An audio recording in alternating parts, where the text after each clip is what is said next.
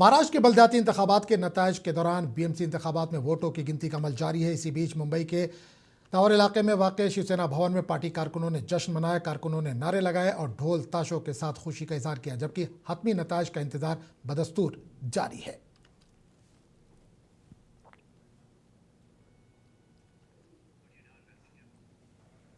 मुंबई से बड़ी सियासी खबर सामने आई है। बीएमसी इलेक्शन के वार्ड नंबर 145 से एआईएमआईएम की उम्मीदवार खैरुन्निसा अकबर हुसैन ने कामयाबी हासिल कर ली है। जीत के बाद इन्होंने अवाम का शुक्रिया अदा करते हुए कहा कि वो वार्ड की मजमूई तरक्की, बुनियादी सहूलियात की बेहतरी और अवामी मसाइल के हल को अपनी अव्वलीन तरजीह बनाएंगी।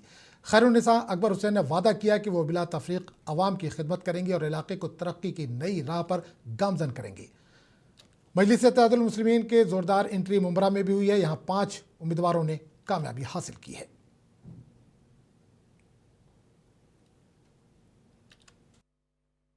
देखो भाई, जीत है ना लोगों की हुई, मेरी नहीं, अकेले की हुई है। ये पूरे चित्ता कैंप की जीत है और जो हमारे मुद्दे थे वो सब पे हम लोग काम कर रहे हैं। अब क्या जो पहले आपने 2.5 साल काम किया था, क्या कहें उसी का नतीजा है और आगे क्या?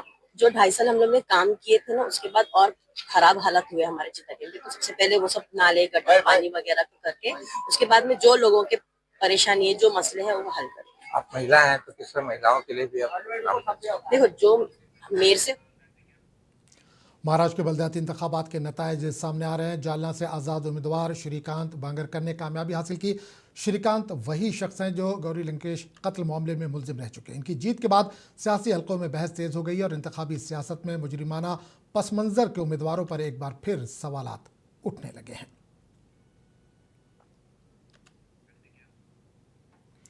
महाराष्ट्र के बलदियाती इंतखाबात के रुझानात पर रद्दअमल देते हुए मरकजी वज़ीर मुमलिकत मुरलीधर मोहोल ने कहा कि पुणे और पिंपरी चिंचवाड़ में भारतीय जनता पार्टी को वाज़े और एकतरफा कामयाबी मिलती दिखाई दे रही है। इन्होंने दावा किया कि अवाम ने तरक्की, शफाफ तर्ज हुक्मरानी और बीजेपी की पॉलिसियों पर एतमाद का इजहार किया है। जो रुझान सामने आ रहा है उसके हिसाब से तो अभी लगता है कि पुणे हो, पिंपरी चिंचवड़ हो, ये पूरी तरह से clean sweep Bharatiya Janata party करेगी। जो मैंने कहा था पिछली बार भी, बहुत दिनों से यही कह रहा हूँ कि जो भारतीय जनता पार्टी एक ही एजेंडे पे चुनाव लड़ती है, वो है विकास। और इसी विकास के मुद्दे पे माननीय मोदी जी का नेतृत्व हो, देवेंद्र जी का नेतृत्व हो, ये देखकर पुणे की जनता ने जो वोट किया है, मुझे लगता है कि यही हम कह रहे थे कि हम विकास के मुद्दे पे वोट मांगते हैं। पुणे का भविष्य क्या है, किसके हाथ में सुरक्षित है, विचार प्रगति और विकास और भविष्य, इस पर मुझे लगता है कि पुणेकर जनता ने हम पे विश्वास किया है, मोदी जी के नेतृत्व पे विश्वास किया। और जो रुझान आ रहा है उससे साफ है कि भारतीय जनता पार्टी का मेयर पुणे का बनेगा। महाराष्ट्र के बलदियाती इंतखाबात में वोटर की उंगली पर लगाई जाने वाली पक्की स्याही को लेकर तनाज़ा शिद्दत इख्तियार कर गया है। कांग्रेस रहनुमा राहुल गांधी ने इस मामले पर इलेक्शन कमीशन पर सख्त इल्ज़ामात आयद करते हुए कहा कि कमीशन शहरियों को गुमराह कर रहा है और वोट की चोरी एक मुल्क मुखालिफ अमल है। तनाज़े के बाद महाराष्ट्र स्टेट इलेक्शन कमीशन ने वजाहत देते हुए कहा है कि बलदियाती इंतखाबात में इस्तेमाल होने वाले मार्कर पेन की स्याही के म्यार की मुकम्मल जाँच की जाएगी। अपोजिशन जमातों का इल्ज़ाम है कि वोटर की उंगली पर लगाया गया निशान आसानी से मिटाया जा सकता है, जिससे फर्जी वोटिंग का खदशा पैदा होता है। बीएमसी समेत 29 शहरी बलदियाती इदारों में वोटिंग के दौरान सोशल मीडिया पर ऐसे वीडियो सामने आए जिनमें दावा किया गया कि केमिकल के जरिए स्याही हटाई जा सकती है। ताहम वज़ीर आला देवेंद्र फडणवीस ने इन दावों को मुस्तरद कर दिया है।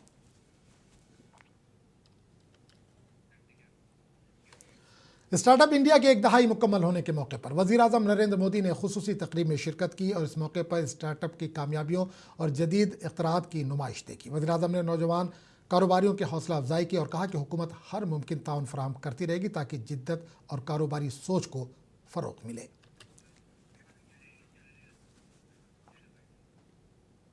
भारत में सिर्फ 4 यूनिकॉर्न थे, आज भारत में करीब 125 एक्टिव यूनिकॉर्न है।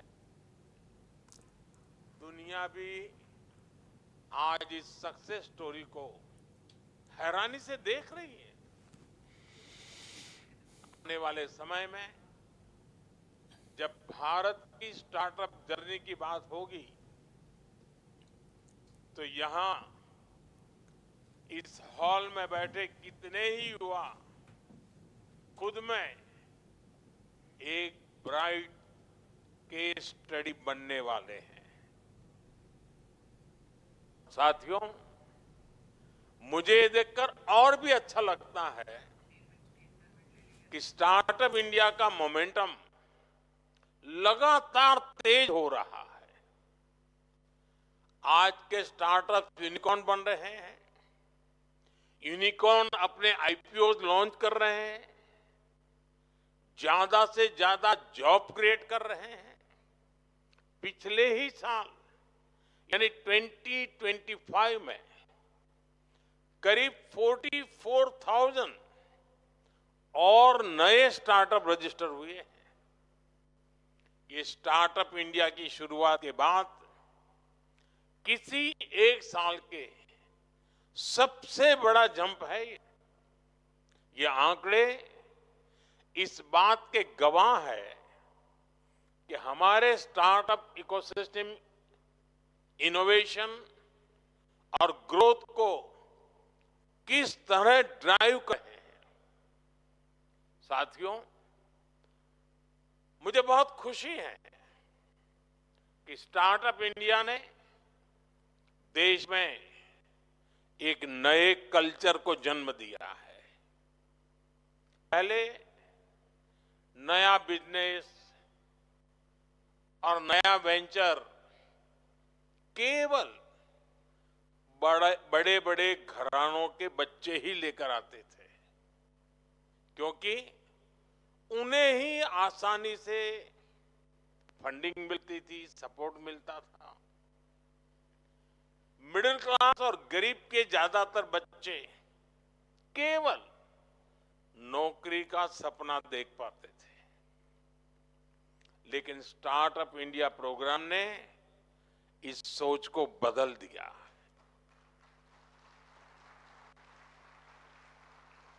अब टियर 2 और टियर 3 शहरों के, यहां तक कि गांवों के युवा अपने स्टार्टअप खोल रहे हैं।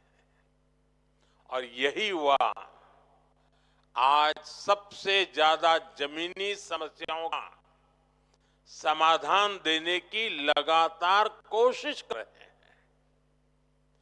समाज और देश के लिए कुछ करने का ये जज्बा मेरे लिए इस भावना का, इस स्पिरिट का बहुत महत्व है।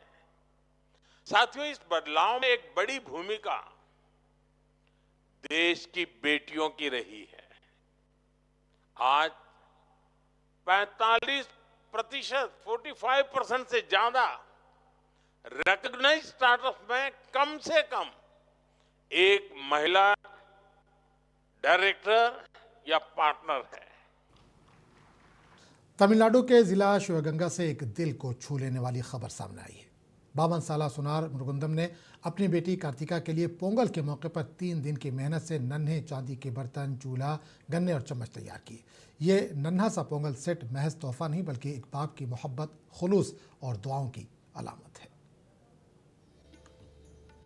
नन्हे चांदी के बर्तन, चूल्हे और नाजुक चम्मच, ये सब महज जेवरात नहीं बल्कि एक बाप की बेपनाह मोहब्बत और खुलूस की झलक है।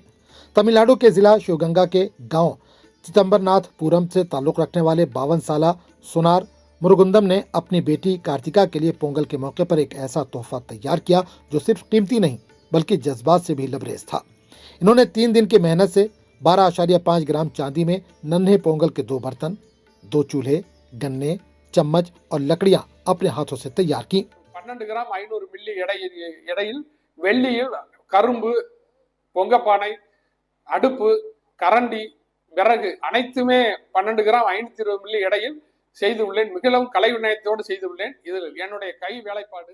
मुरुगंदम का कहना है कि वो उस लम्हे के मुंतजिर थे जब वो ये तोहफा अपनी बेटी को पेश करेंगे और उसके चेहरे पर खुशी देख सकेंगे। ये तोहफा इनके लिए सिर्फ फन का नमूना नहीं बल्कि एक बाप की दुआओं और मोहब्बत की अलामत था। எனக்கு ரொம்ப எல்லாமே பிடிச்சிருந்துச்சு। எங்க அப்பாவுக்கு ரொம்ப நன்றி சொல்றேன்। நான் ரொம்ப ஹாப்பியா இருக்கேன்। நான் அதை எப்படி சொல்றதுனே தெரியல। இதே மாதிரி எங்க அம்மாவுக்கும் முதல் கல்யாண நாள் அன்னைக்கு குட்டியா தாஜ்மஹால் ஒன்று செஞ்சு கொடுத்தாங்க। அதுவும் ரொம்ப அழகா क्यूटा இருந்துச்சு। ये चांदी का पोंगल सेट महज एक तोहफा नहीं बल्कि रिवायत, मोहब्बत और शुक्रगुजारी की अलामत है। पोंगल के त्यौहार से जुड़ी ये अशिया शुक्राने, खुशहाली और कुदरत के नेमतों के अलामत समझी जाती है। ये कहानी साबित करती है कि बाप की मोहब्बत का वजन सोने या चांदी से नहीं बल्कि खुलूस और जज्बात से नापा जाता है। ब्यूरो रिपोर्ट, मुंसिफ टीवी। चेन्नई में कर्नाटक के वजीर मधु बंगारप्पा ने जबान और तालीमी पॉलिसी से मुतल्लिक बयान देते हुए कहा कि कर्नाटक में कन्नड़ के अलावा तमिल और तेलुगु जबान के स्कूल भी कायम हैं जो रियासत के लिसानी तनों की अक्कासी करते हैं। ताहम इन्होंने दो टोक अंदाज में कहा कि रियासत में हिंदी की ज़बरदस्ती और कौमी तालीमी पॉलिसी NEP को किसी सूरत नाफिज नहीं होने दिया जाएगा। वजीर ने वाजे किया कि कर्नाटक अपने लिसानी शनाख्त और वफाकी ढांचे के तहफ़्फ़ुज़ के लिए पुरअज़्म है। No, why not? The way Kannada is here, we have Tamil medium, we have Telugu medium, we have Marathi medium, we have all languages there. And I think even our language, our culture, it has to be known to others. We all are brothers and sisters. Same way Tamil should be there in Kannada, Kannada should be there in Tamil, and so other languages. When you see a lot of international people coming with their language and with their culture towards India, I think this is a very nice platform. It's a human value. Nowadays we need a lot of human values, especially in India we need togetherness, So that initiative has been taken, and I think we'll also continue exchange of culture also from our. Delhi के वजीर परवेश साहिब सिंह वर्मा ने Najafgarh drain पर नई water master machine का इफ्तिताह किया। इस मौके पर डीसेटलिंग के काम का बाकायदा आगाज भी किया गया। वजीर ने कहा कि इस इक़दाम से पानी की निकासी बेहतर होगी, आलूदगी में कमी आएगी और सैलाबी सूरत हाल से निपटने में मदद मिलेगी। हुकूमत का मकसद नदी नालों की सफाई और शहरियों को बेहतर बुनियादी सहूलियात फराहम करना है। साइबी रिवर जिसको जाना जाता था, नजफगढ़ ड्रेन है। यहाँ पे हजारों कॉलोनियों का सीवेज का पानी इसमें डायरेक्ट जाता है। ढांसा से लेकर बहुत सारा हरियाणा का भी सीवर का पानी इसमें आता है और ये सीधा यमुना में जाकर गिरता है। ये मशीन जो हम लेके आए हैं, वर्ल्ड की बेस्ट टेक्नोलॉजी को ढूंढ रहे हैं ताकि यमुना को जल्दी से जल्दी साफ किया जा सके। ये बहुत बड़ी ड्रेन है जिसका आज अगर मैं बोलूं कि 70% यमुना को गंदा करने में इसी ड्रेन का योगदान है। तो अभी हमने ये मशीन यहाँ पे लगाई है। इसका फायदा ये है कि 1 घंटे में 600 क्यूबिक मीटर सिल्ट ये अपने प्रेशर से सक करके पहले उसको काटती भी है, फिर उसको सक करके साइड में गड्ढा हमने खोदा है, यहाँ पर हमने आपको दिखाया। और इसमें एक तो ये थ्रो भी करती है, डायरेक्ट उसको थ्रो भी कर देती है, अभी हमने आपको दिखाया थ्रो करके। दूसरा पाइप लगाकर, और ये पाइप की कैपेसिटी इतनी है, स्ट्रेंथ इतनी है कि 1.5 किलोमीटर दूर तक ये उसको थ्रो कर सकती है सिल्ट को। 1 घंटे में 600 क्यूबिक मीटर। और ऐसे ही मैं अगर बोलूं, अगर हम इसको 8 घंटे भी चलाएं तो महीने में लगभग 30-40 हजार हम सिल्ट को, क्यूबिक मीटर सिल्ट को। दिल्ली में गैर कानूनी रेत कानकनी के मामले पर सियासत तेज हो गई। आम आदमी पार्टी के रहनुमा सौरभ भारद्वाज ने दिल्ली हुकूमत से सख्त सवालात उठाए और इल्ज़ाम लगाया कि गैर कानूनी सैंड माइनिंग पर मौसर कार्रवाई नहीं की जा रही। उन्होंने मुतालबा किया कि इस पूरे मामले की शफाफ जांच हो और कसूरवारों के खिलाफ सख्त कार्रवाई की जाए। हमने बुराड़ी और जगतपुर का जो इलाका है दिल्ली का, वहाँ पे जाके सबूतों के साथ वीडियो बना के दिखाया कैसे यमुना के तट पर सारी रात इलीगल सैंड माइनिंग चल रही है। बड़े स्तर पे ऑर्गेनाइज्ड माफिया रेता खनन कर रहा है। उससे पहले मैं आपको बता दूं कि ये कोई नया सरप्राइज नहीं है दिल्ली के एडमिनिस्ट्रेशन के लिए और पुलिस के लिए कि यहाँ पे रेता खनन चल रहा है। करीब 1 वर्ष से नेशनल ग्रीन ट्रिब्यूनल के अंदर ये मामला चल रहा है और इससे पहले हाई कोर्ट के अंदर भी ये कई डायरेक्शंस इसके विषय में आई हैं। हाई कोर्ट 2023 में डीएम्स को और दिल्ली की पुलिस को ये ऑर्डर दे चुका है कि आप पुलिस पिकेट्स लगाइए, पुलिस की चौकियां लगाइए, क्योंकि रात भर सैकड़ों ट्रक रेता यमुना के बेड से खींच के जाता है। अब वो ट्रक कोई गायब तो हो नहीं जा रहे, बाकायदा यमुना से लेकर सड़क तक कच्ची सड़क बनाई जाती है 6-7 किलोमीटर की।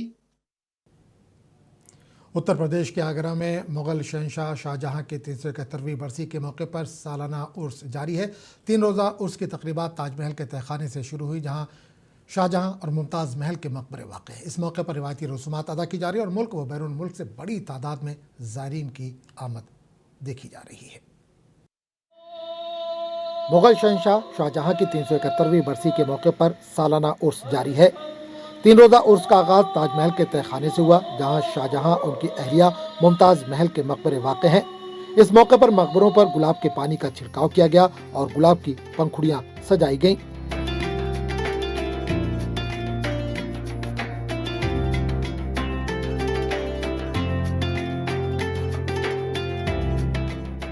सबसे पहले गुस्ल की रस्म अदा की गई। गुस्ल की रस्म के अंदर में जो है उसमें अजान हुआ और अजान के साथ कुरान की तिलावत हुई।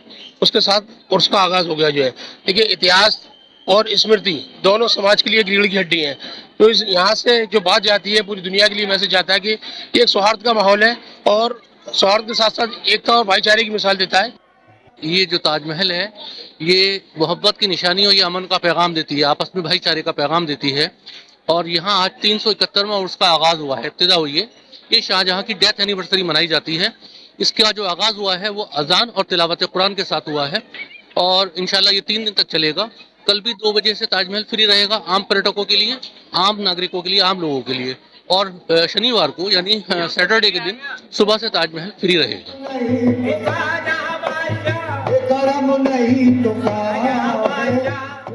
हफ्ते को खत्म होने वाले उर्स के दौरान हिंदुस्तान और बैरून मुल्क से बड़ी तादाद में सयाहों की ताजमहल आने की उम्मीद है। ब्यूरो रिपोर्ट, मुंसिफ टीवी।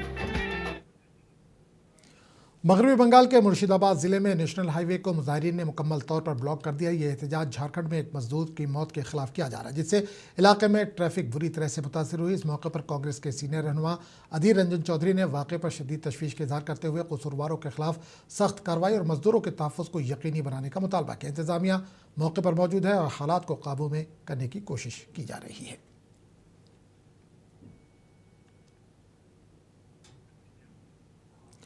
बंगाल में रेल रोको तहरीक को लेकर रद्दअमल सामने आ रहा है। बीजेपी के रुकने पार्लियामेंट लॉकेट चटर्जी ने इल्ज़ाम आयद करते हुए कहा कि मगरबी बंगाल में कानून और इंतज़ाम की सूरत-ए-हाल काबू से बाहर हो चुकी है। इन्होंने कहा कि रियासत में आए दिन एहतजाज और बदअमनी के वाक़यात पेश आ रहे हैं, जिससे अवाम को शदीद मुश्किलात का सामना है। देखिए, माइग्रेंट लेबर को लेकर तो कोई ऐसा छोटा इशू नहीं है, ये लोग क्रिएट कर रहे हैं। एक्चुअली पश्चिम बंगाल का हालत law and order situation out of control हो गया है और पूरा यहाँ पे आप जहाँ का बात कर रहे हैं बेलडंगा, वो तो खतरनाक एरिया है। वहीं पे ही तो मुर्शिदाबाद में ही घर घर में घुस के महिला लोगों का लूट हुआ था। महिला लोग को अलग से पुलिस नहीं लेके गया मालदा में कैंप किया। ये जो लोग अभी SIR को इश्यू बना के जो क्रिएट करने का, जो कम्युनल राइट्स बनाने का झमेला कर रहा है, इसके लिए कौन दायी है? इसके लिए रिस्पॉन्सिबल है ममता बनर्जी। अगर ममता बनर्जी चाहते हैं तो इसको रोक सकते हैं, लेकिन पूरा तुष्टीकरण का राजनीति, पूरा वोट 30% वोट इकट्ठा करने के लिए ये सब चल रहा है। और इसमें क्या है, गवर्नमेंट का भी जो प्रॉपर्टी है उसको भी ये लोग नहीं छोड़ रहा है। कितने सारा लोग वहीं से नॉर्थ बंगाल से साउथ बंगाल आ रहे हैं, कितने सारा पेशेंट भी वहां पे है, कितने सारा लोगों का काम है, लेकिन 3 घंटे से पूरा रोक दिया है ट्रेन। कौन अधिकार दिया उसको? वाराणसी के मणिकर्णिका घाट पर की गई तोड़फोड़ की कार्रवाई को लेकर सियासी बयानबाजी तेज हो गई है। उत्तर प्रदेश कांग्रेस के सदर अजय राय ने इल्जाम आयद करते हुए कहा कि मोदी और योगी हुकूमत हिंदुओं के मजहबी और सकाफती विरासत को नुकसान पहुंचा रही है। इन्होंने मुतालबा किया कि इस कार्रवाई पर फौरी रोक लगाया जाए और घाट के कदीम शिनाख्त को महफूज रखा जाए।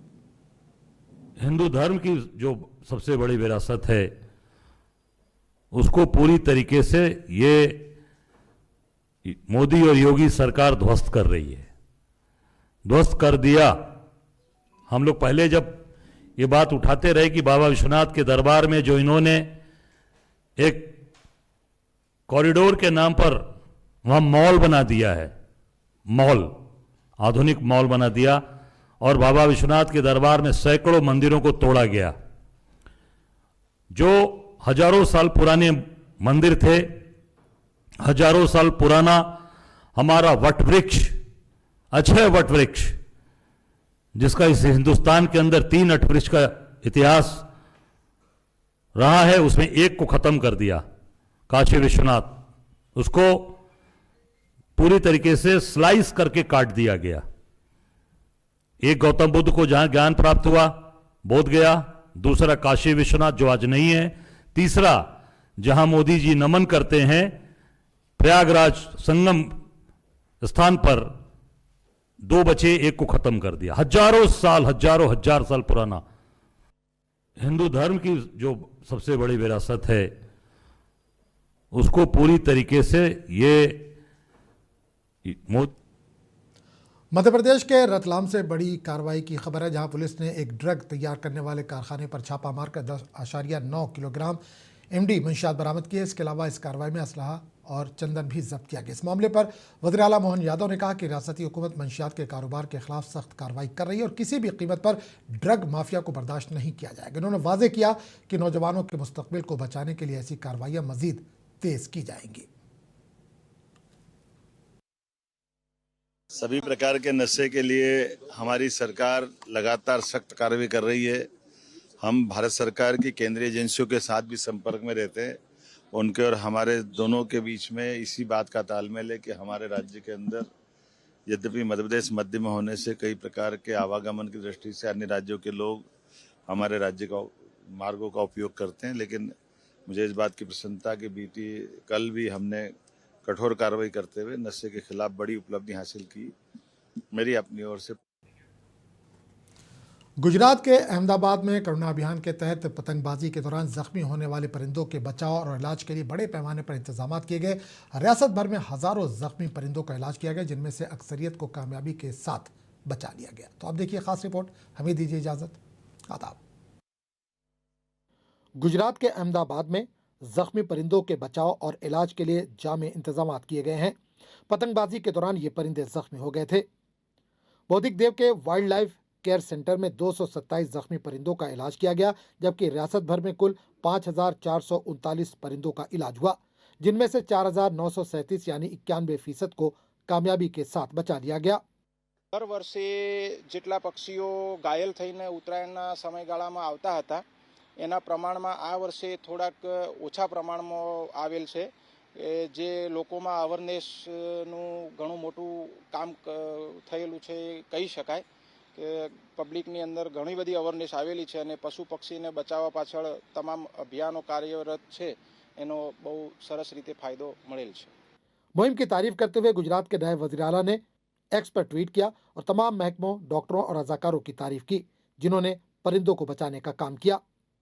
हुक्काम के मुताबिक इस साल जख्मी परिंदों की तादाद में कमी आई है, जिसका नतीजा यह है कि लोगों में बेदारी बढ़ने और पतंगबाजी के लिए खतरनाक चाइनीज बाजे के इस्तेमाल से गुरेज किया जा रहा है। ब्यूरो रिपोर्ट, मुंसिफ टीवी।